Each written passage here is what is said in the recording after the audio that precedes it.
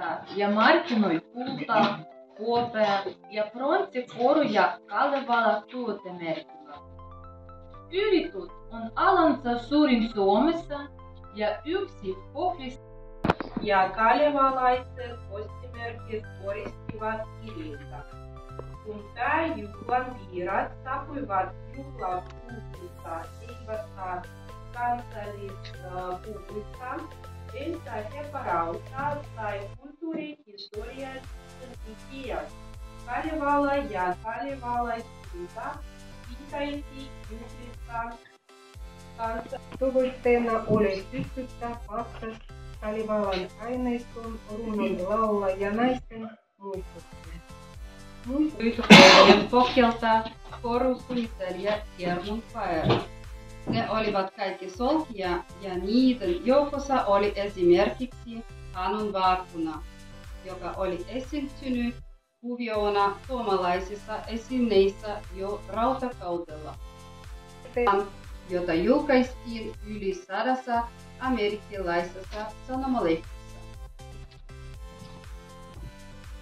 Sodan syntymisen vuoksi Kalevala-kourun keräysvarat päätettiin sijoittaa Hadanlaisten kaupungissa, kuten sotaleskille perustettuihin äitikotikin tai Kalevala-kourun ensimmäisenä pääsuunnittelijana kuolemansa asti vuoteen 1950 asti. Hän keräsi alkuun Kalevala-koru numero 303. Rikoksessa on esihistoriallisia elementtejä.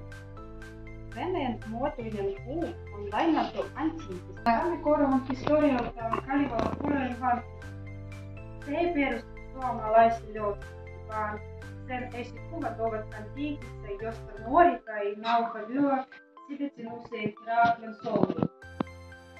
Vuonna 1885 Kalevala-koru osakeyhtiö on käyttänyt käsiä suunnitellessaan omia tuotteitaan Ja pelkisti tuota mallistoa.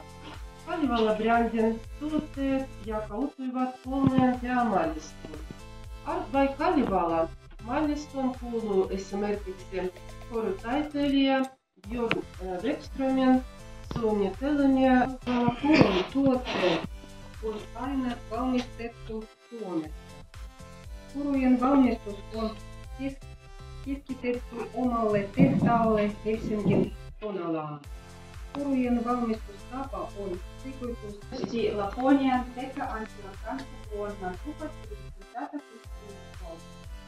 Koru on ykätuotta.